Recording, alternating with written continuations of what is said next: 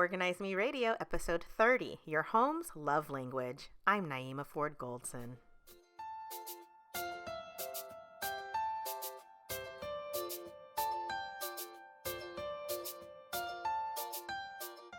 Hi, everyone. Welcome to Organize Me Radio. I'm Naeemah Ford Goldson, and today's guest is the owner of Simplicity by Dai in Houston, Texas, Dai Smith. Welcome, Dai. Thank you. Thank you for having me, Naeem. I'm so excited to be here. I am so happy to finally have you on because I feel like you're doing a lot of things in the organizing industry, and I can't wait for everyone to learn all about it. But first, tell me, how did you get your start in the industry? Oh, good question. So I've always been an organized person, like many of us. We kind of have that organizing gene. But when I went to college, I went to Howard University, and I was noticing that although my mom was very structured and had my room, very organized, my friends were not. So I remember going to Target and saying, "Let's get these bins, let's get this little shelf here to store your food." So I started basically organizing my friends' rooms for free. And then what that transitioned to is I got a work study job, and I actually picked my job to organize one of the professor's office suite. So I was organizing offices for my professor and finally getting paid through work study. And Okay. so in that environment, I learned about the National Association of Professional Organizers, and there was a chapter in DC. And so I found that there were people doing this for a living, and it like blew my mind because I never even considered that for a career. And so I tapped into that network and really learned about the industry and how to, be a better organizer. So I started out that way, but of course I got my degree and got married and had a family. So I didn't really pursue it until 2 years later. I'm sorry, 2 years ago, I officially launched Simplicity by Dai, and was really focused on people like me, like the moms, the working professionals, the traveling professionals who were just so busy and just needed some kind of order for when life gets crazy. So that's kind of how it started and how it's going as they do on social media. Yeah.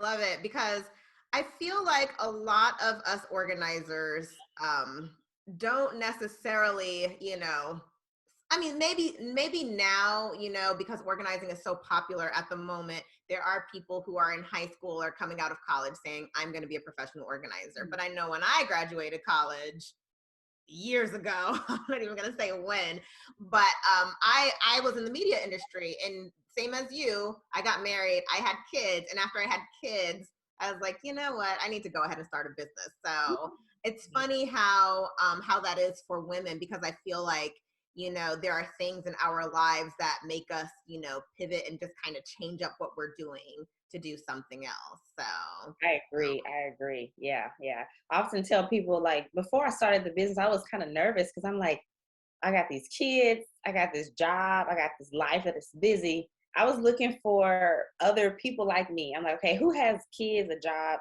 a husband, and a business that can teach me? Because I feel like I don't think I'm be able to handle it. And it right. was so hard to find people like that until I was like, I'm gonna do it. I'll be the one. I'm organized. So if I can't do it, who else is gonna be able to do it? But I did find people that fit that profile. But you're right, we put things to the side. And so one of my missions is to show other moms, other professionals that, just step out on faith and see if you can make it work, and give yourself grace, and just try to go after your dreams, because you are creating a legacy and setting a foundation for your kids. Right. So yeah. So what is your specialty? Is your specialty moms, or is it something different? So I focus on moms, more mompreneurs, the ones who are entrepreneurs, small business owners, um, because I think that they wear many hats, but they appreciate the investment in organizational solutions, like productivity, making sure I'm doing the most practical, efficient things to save money and make money. And so that demographic of kind of go-getters seem to be really great fits for me, because I'm able to create magic for them, just really change and transform what they're doing to make it easier for them. So the mompreneurs, the busy professionals, and the small business owners, kind of my niche, my target market. Gotcha. And then you published a book earlier this year. Tell Yeah. us all about it. So I've always wanted to be an author. I used to write little stories growing up, and I'm an avid reader. And so I said one day I'm going to write a book. I don't know what it's going to be about. And last last January, I actually invested in a mentor, and I was like, okay, I want to write my book, this book that I've been working on for 6 years or whatever. And so she said she gave me a formula to get it done in like less than a month. I kid Wow. you. And I did it. And so I published Your Home's Love Language, Getting Organized with the Simple card process, which is my process I use to organize. But the interesting thing is that it's two parts. So it talks about your love language, which I'm a big fan of love languages. And I coined that organization is your home's love language because you can clean your home, you can do yard work, you can change light bulbs and maintenance. Those are quick fixes. But when you organize and this transformation with clients, you change everything. Mhm. Like you change habits, patterns, relationships, self-esteem, Right. how people feel about themselves. Like it is transformational. And so I always say that organization is your home's love language because you give more to organize to your home, but it gives it back to you, kind of like how love languages work. So that's the book explains that, but it's also my story too. It talks about what we shared about how I grew up with an organized mom, and I always kind of been that structured kid, and how I found my way and had people support me. And so the book is a little bit of my memoir, a little of my business, and then it talks about the process and the tips for anyone to take this book and read it and get organized in their home. So So, then what is the simple card method? so the simple card method is actually an acronym. Simple is an acronym to declutter, and CARD is an acronym to organize. So I'll start with the CARD process. So the CARD process is four steps: clear the clutter for C, assess and allocate for A, repurpose, redesign, and then the last is deorganize. And I know a lot of us have the similar processes. You take out everything, you kind of see your categories, you do a layout and measure, and you put it back in. So that's the simple card process. But a lot of times people are like, I don't know where to start, I don't know what to buy. So this is the formula to organize any room. Okay. But then I found that before you even get there, sometimes people just need to declutter and really dive into that step. And so SIMPLE is the acronym to declutter. And it asks you 6 questions, one for each letter. When you're sitting there looking at a pile of clothes or toys, you're like, okay, should I keep this? What should I do with it? So SIMPLE asks, does it serve a purpose for the S? Does it inspire productivity for the I? Does it make the flow or structure easier? So you're going to ask yourself that question. You're going to say, is it pretty, or does it inspire me to feel good about it? The L is it logical? Like, does it make sense to have this item? And then E is an evergreen. Like, is it something I can continue to use over and over again? So the simple process is what you use to figure out if I need to declutter or disown it, and it kind of helps you ask that question and feel good about letting go of things, because people have issues with letting go. And so that is the simple card process in a nutshell. Okay. Now, okay, so a little bit ago you mentioned how it took you about 6 years. You had this concept for about 6 years, but then you got a coach and in a month you got it done. How in the world did you do that? And you have small kids, right? Yes, yes. I'm telling you, when she told me, she's like, your book shouldn't take more than 30 days. I was like, girl, where? I got stuff to do. I don't have time to sit down and write. So Right.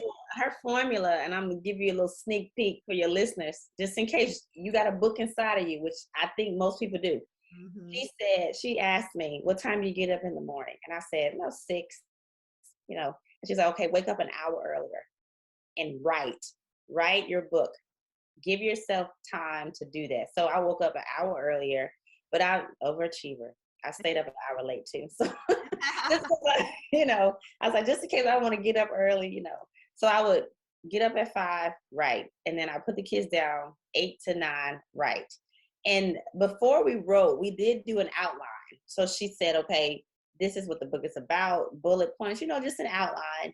But that's how I got it done. I just committed to it I didn't give myself 30 days. I just gave myself the hours to do it, but it ended up being less than 30 days. So it could be shorter, it could be longer, but it just comes down to setting a schedule and, just having that plan and just committing to it. So that's how it happened. That's how it happened. So it definitely sounds like you have to have a lot of discipline with getting it done. Yes, which we do, as organizers, but I think anybody could. I mean, you know how it is. You put your mind to it, you do it. And if anybody, moms, I mean, I feel like we are always making sacrifices to get stuff done. So Oh yeah. we'll Oh bring that to the book writing process, the business owning process as well. So yeah.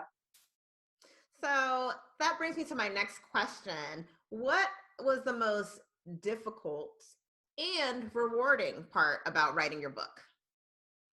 Um, Difficult was, let's see, I felt like I was sharing more than I should at times in the book because I do, share some things about my past. And I was like, oh, I don't know if I should say this because even though I am on social media and I am, have a brand, there's parts of me that I'm thinking, I probably don't want to tell everybody this. But I really wanted people to see, because sometimes I think people look at what I'm doing and think, oh my gosh, how's she doing all that? And I can't do that. I wanted to dispel that theory, that image, and let them know, look, I struggled, girl, okay, or mom, dad, whoever. I want you to see that it wasn't all rosy. And so I think that it was difficult, but I pressed through. I let my family read. I was like, this is cool. How y'all feel about this? But I got over my fear of being exposed or exposing myself. So that was the challenging part. The most rewarding part came after it published. So not during the book writing process, but I had a book launch on my birthday in May. And it was hybrid. I had about 30 people live here in Houston. I had like 60 people on Zoom. It was a whole production. Like I had a videographer, I had a host, the guy Jerry who wrote my foreword was there. It was a big deal. I didn't know it was going to be like this, but it was so rewarding to hear what people thought of me, their experience seeing me, because there were people who 2-3 years ago, I was like, I want to have a business. And I always had the name Simplicity by Day and da da da. And they were like, to see you have this now, it's really crazy. So just that was the most rewarding thing, to share that moment with my friends and my family and people that I admire. It was a beautiful night. So that was the most rewarding part about the book, for sure. Yeah. So, how did you come up with the title of your book? I love that, your home has a love language. I've never thought of it that way. Of course, relationships, yes, but your house, never thought of it in that light.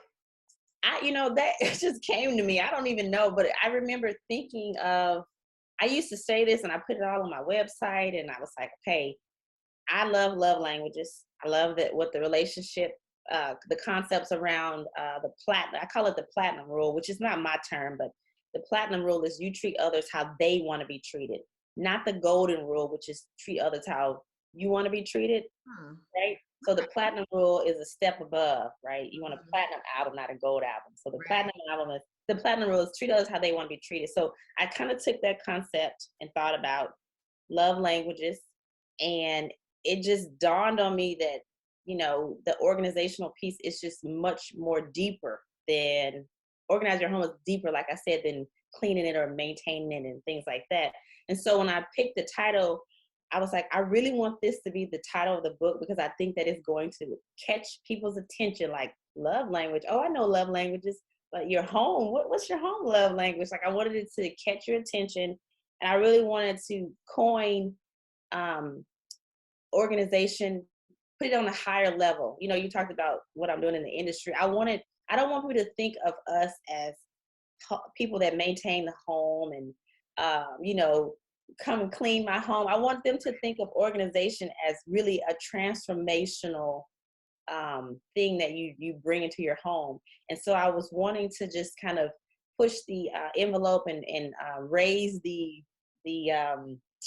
perception of organization, in Yeah. people's minds. Mm-hmm. And so I wanted to put it out there like that, to think of, you are doing something so great for your home when you organize, because that's your home's love language. So it was a lot going on, but that's kind of what I was thinking when I wrote it. And of course, I wanted it to be a tip book, because I'm like, some people don't like to read, they don't want to read a 300-page book. So my book is like 75 pages, 78 pages to be exact. It's quick tip, and it gives you exactly what you need to get organized. So, yep. I love it. So, okay, so not only did you write and publish your book this year, you've also collaborated on a book with other moms and women. So I took an easier route this time. So I got introduced to Tam Luck, who owns Deluxe Life, and she created this community of boss up women, right? So she has created books. She felt like moms in certain demographics, or women in certain demographics, had a story to tell to change people's lives. And so she created anthologies. She would bring together 15 to 16 women to tell their stories that had something in common, whether the first book was women of color who boss up, and then it was Asian women who boss up, and it was women in tech who bossed up. So she finding women to come together. And so one of her colleagues reached out to me and told me about moms who boss up. And so she was like, I think you'd be a great fit for this. And so I invested in the program, where you are becoming an author with them, but you're also involved in their summit, podcast tours, coaching, so much more. But the book itself is a collection of 16 women telling their stories about how we bossed up after the pandemic as entrepreneurs from all different backgrounds, all different fields of study. And it launches November 9th. Almost everyone in that book is either where I'm at or has been where I'm at. So I found yet another community of successful women that share my story. And so this book, like the other ones, is really, really great, because I think so many people are going to get a lot out of it, hearing everyone's stories. So tell me, what are some of your favorite organizing products? Oh, okay. So I am a fan of the Lazy Susan. Try to incorporate that in all my rooms. The refrigerator, the cabinets, the bathroom. Get you a Lazy Susan. It's going to change your life. That's my favorite thing. And it's multifunctional. I like the things that have dual purposes, like a bench that has storage. Just anything that you can, like, think about the evergreen, anything you can kind of shift around, some shelf stackers that you can kind of use in different areas. But because I have kids, and because sometimes, you got to tidy up real quick, I try to find things that are dual function, dual purpose, like, that you can store things in, or you can flip over and hide away, that type of thing.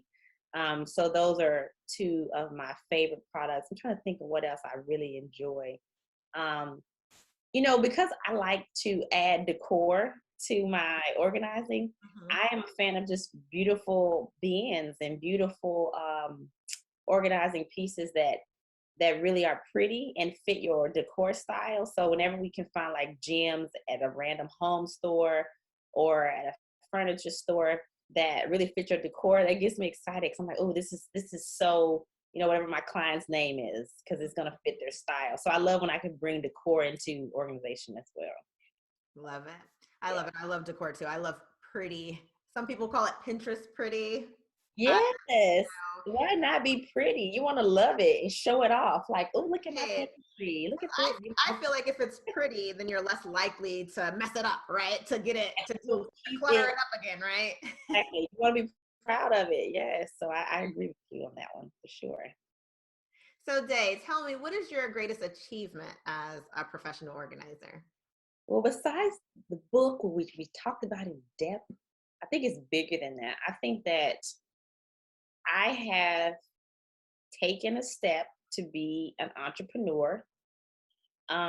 Even though it wasn't the easiest time having these kids and having a job in the midst of COVID, in the midst of pandemic, I think my biggest achievement is really just stepping out on faith and wanting to achieve the dreams that I have for myself as a woman, as a mom, as a wife, and inspiring others, to do that.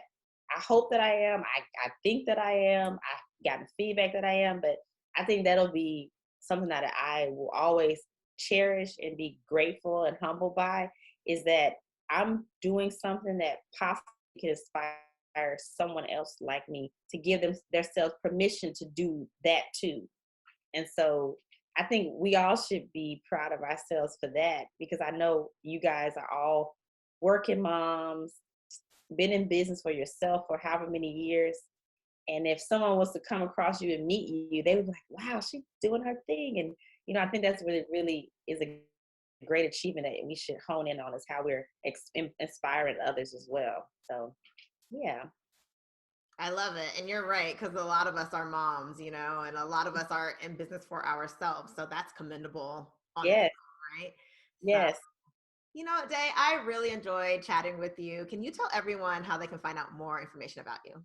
Yes, absolutely. So I am on all the socials at Simplicity by Day. So that includes Instagram, Facebook, Pinterest, and LinkedIn, Simplicity by Day. And that is also my website, Simplicity by Day. And if you are a mom who loves organizing, I do have a private Facebook group that I pour into. You can go to momswholoveorganizing.com, and that'll just take you straight to the Facebook page and join us, a little community of people. So you guys can definitely reach me there. And if you want to set up a one-to-one or a quick call to understand how I can help you, you can go to meetwithdai, DAI.com, and schedule a free consultation to chat with me at any time.